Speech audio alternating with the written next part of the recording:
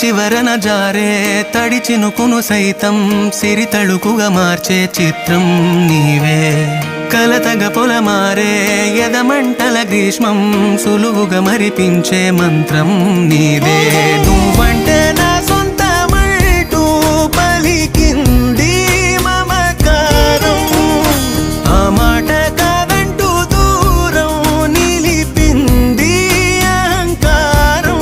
తలవాచి నువ్వలా ఒడిలోన వాలగా నిండు నూరేళ్ల లోటు తీరిపోదదే క్షణాన. చిన్నారి